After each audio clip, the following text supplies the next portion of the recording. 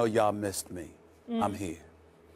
I just wanted to make sure. Make sure y'all knew that. All right. No need to shed any more tears. I'm here. I'm here. I did miss you. How do you like that? I'm not ashamed to say it. I'm glad you're back. Let's move on. Now we're getting a little bit too emotional. Let's go.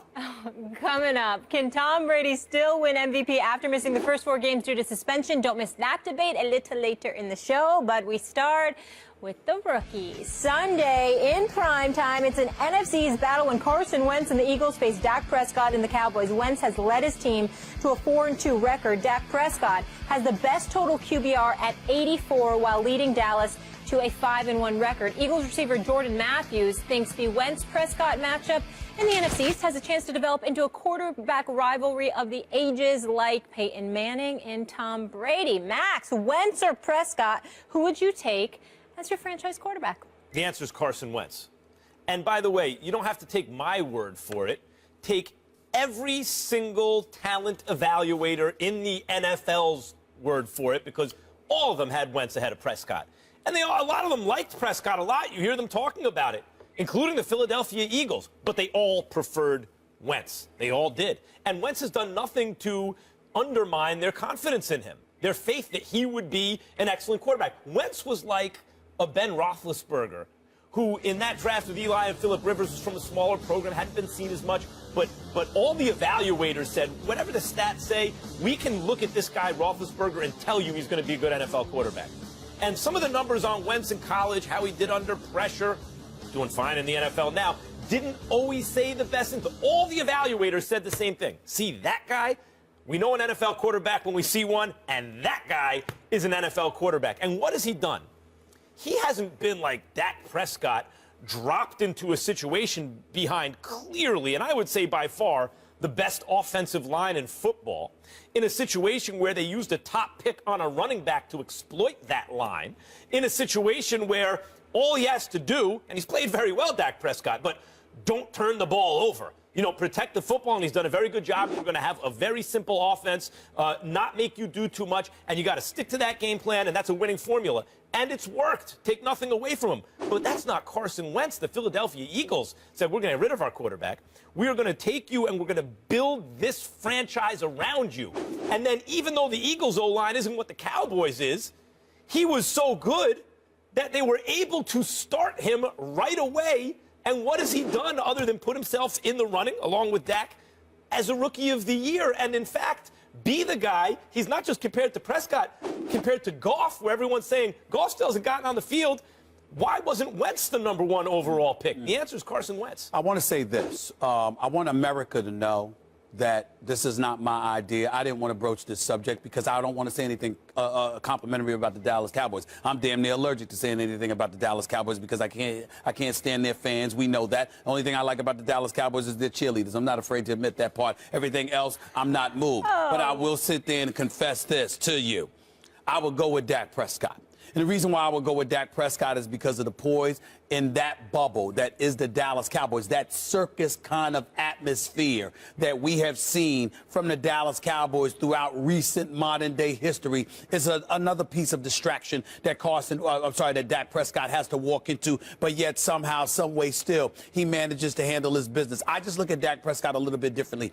I know the offensive line is formidable. I know having Ezekiel Elliott playing like an all-pro is a very, very big thing. I know that alleviates some of the pressure that Dak Prescott has to deal with in comparison to Carson Wentz. But I also think that all of that is offset by the circus-like atmosphere that comes associated with being a member of the Dallas Cowboys. Yet to be in that situation where he's under such pressure, he's under such a spotlight, where everything is going to be nitpicked, especially with Tony Romo out, supposedly coming back, when everybody and their grandmama knows that's who Jerry Jones wants to be his quarterback. He wants Tony Romo to come back. Matter of fact, it wouldn't surprise me at all. I'm not saying that Jerry Jones wishes anything malicious upon Dak Prescott. But if Dak Prescott was to tweak himself in some way and he was unable to come back to play a particular week while Tony Romo was available, nobody would be happier than Jerry Jones. There would be glee written all over him because that's who he is. That's his prodigal son, his adopted son. As far as I'm concerned, we should be checking with adoption agencies, trying to find out when Jerry Jones actually adopted Tony Romo, because that's how he is when it comes to Tony Romo, with his pathetic self when it comes to Tony Romo. This is who he is. So Dak Prescott playing in the midst of that bubble, under such duress, having to deal with all of that stuff, and still having just one game, which was the first game, where he completed less than 65% of his passes, with the Dallas Cowboys on a 5-game winning streak, with him scrambling out of the pocket, making throws under pressure, standing in the pocket, making throws under pressure, 15, 17 yards, 11 yards in third down situations against the Redskins, what he's done against various other teams. I am simply saying that when you look at Dak Prescott, we can't definitively say anything about the number 2 overall pick against this 4th-round rookie, because this 4th-round rookie looks like he's going to make liars and fools out of a whole bunch of people. It's way too early to say definitively, period. Sure, fair enough. But if you're asking me what my gut is, first of all, I like Carson Wentz's big play ability actually more than I like Dak's, based on what I've seen so far. Okay. And you talk about the pressure of playing for the Dallas Cowboys, but in fact, I think it's very different. You worked in Philadelphia for many, many years. Yes, 17 years. Most well-known sports writer in Philadelphia after a while, I would say so. Okay. Now, would you say that the Philadelphia Eagles fans are a hate-based life form? Because I would. Eagles fans... Hold on. I want to make sure Yes. you're careful. You're not saying that in a negative connotation, are you? I One of the sure am. greatest cities, one of the Yes. greatest sports towns in American history, Yeah. the city of Philadelphia. Sure. Are you being disrespectful to Philadelphia? How dare you? I think they How take dare it. you? No, I think they take it as a compliment, to tell you the truth, the Eagles fans. The But I'm city talking of about what you brotherly mean. love. I'm talking about what you Yes. mean. What I'm saying is, Eagles fans are waiting for you to mess up. Like, the Cowboys fans love the Cowboys. Mm-hmm. When you get a 4th-round pick and he can perform, that's found money for your...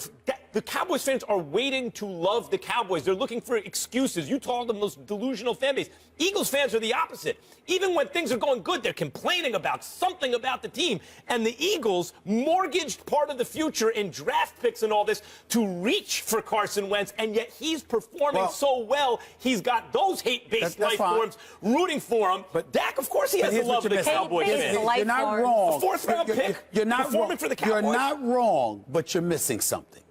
The Philadelphia Eagles in the Carson Wentz era immediately succeeds the Chip Kelly era.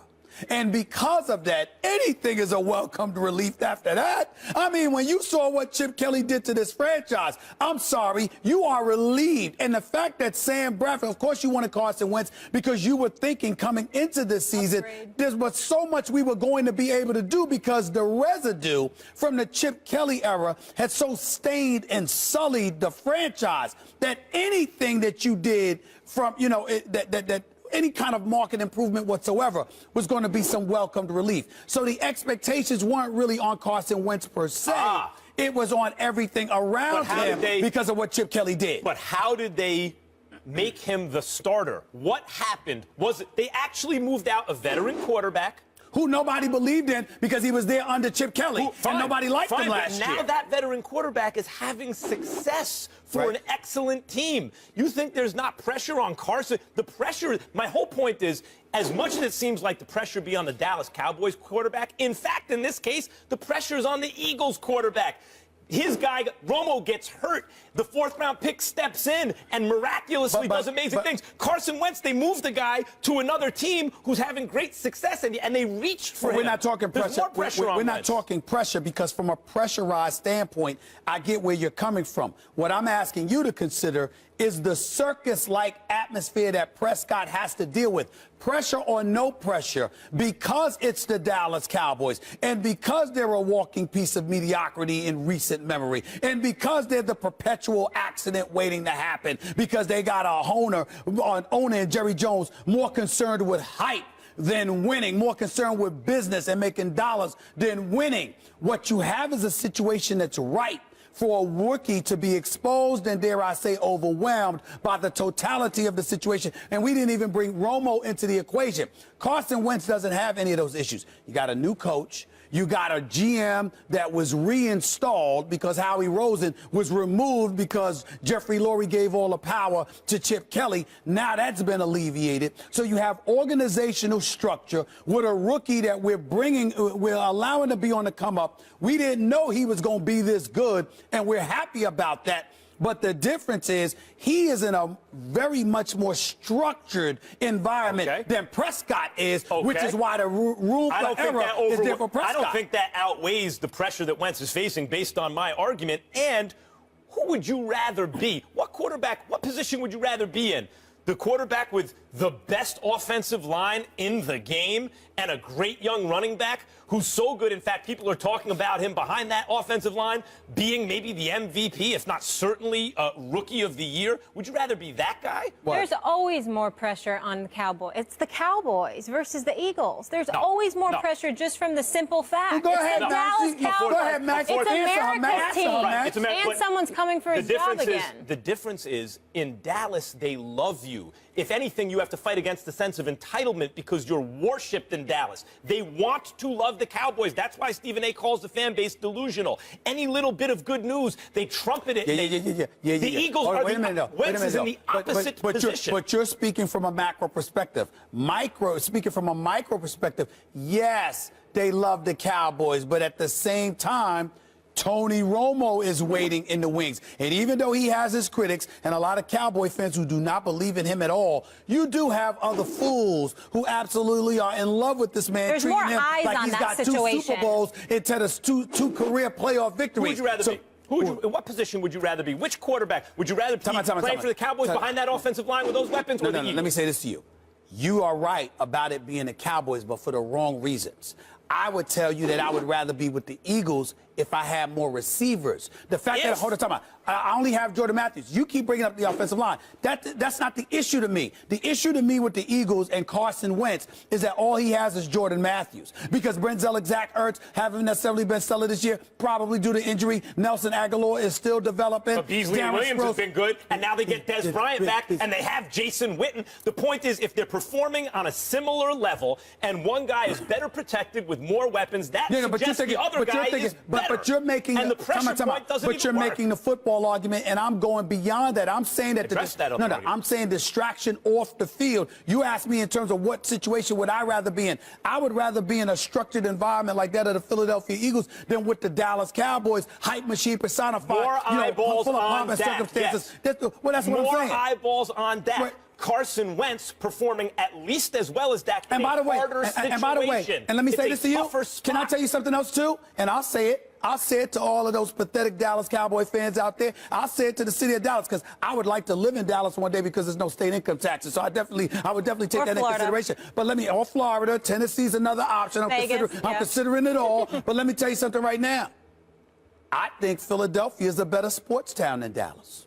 I believe that the city of Philadelphia is a better sports town than Dallas, and I would rather play in a better sports town. Well, a sports town that's actually more intense, more negative, looking for every flaw. That's the difference. The Eagles fans are looking for every flaw. The Cowboys fans are looking for the gold, for the silver lining and everything. Listen, you could call it negative all you want. I choose to assume that they are far more informed and realistic than Dallas Cowboy fans. And as a result, I don't look at the Philadelphia Eagles as perpetually negative. I think it's a fantastic sports town. There's more pressure on the There's more pressure on Dak. There's more pressure on the number 2 overall pick that a team traded up for, or the 4th round pick. Which is there more pressure?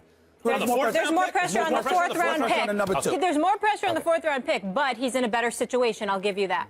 More pressure on the 4th round pick than the 2nd round pick. There's not more pressure on the 4th round pick than it is on the number 2 overall pick. But I'm just saying to you, all of America pays attention to Dallas. All of America pays attention to Dallas, and Dallas is not. It's relatively dysfunctional. They're getting over this year. Good luck to them, but it's relatively dysfunctional. They're just the cheerleaders. Listen. They are 5-1. And I'm sitting here as a noted Dallas Cowboy hater with a smile on my face, waiting for the accident to happen. I know who the Cowboys are. They will not let me down. I'm telling you, they're going to find a way to mess it up. Cowboys You have a can Super Bowl book it. victory in their history, right? They have a Super Bowl. Several. They have many. Several. Yeah. Several. They have 5 actually altogether. Several. And how many do the Eagles have? None. Okay. None. But there's. Hold on, wait a minute. All So the second round pick Hold on, playing for a hold team on. that's never won a Time Super out, Bowl time out. with no offensive line. People like me, hold on. People like me that talk to the Cowboys. I'm not talking about Roger Staubach and Tony Dorsett or Ed Too-Tall Jones or Ed Martin and them. I'm not talking about Emmitt Smith, Troy Aikman, Michael Irvin, the playmaker. Hell, those are my boys. I'm talking about the last 20-plus years. Let's be the honest. Dallas Cowboys, have been a joke, and you know it. The Cowboys are a bigger deal than the Eagles because they have more fans nationwide. Because they're an out-of-market choice. But the intensity Tex-Ram of the got them fans, on. Yes, but just in Philly. You want to do It's only in Tex-Ram Philly. got them on Carson Wentz Thanksgiving. is But it's playing. just in Philly. And by the He way, doesn't have the that's an national unfair attention. advantage. I'm glad you brought that up because I see no reason why the Dallas Cowboys got to play every Thanksgiving. Who the hell? And it's not right. You know, a matter of fact, that's why the Eagles kick their butt every time they go up against them on Thanksgiving Day. You take okay? Dak Prescott, I'll take Carson Wentz. You do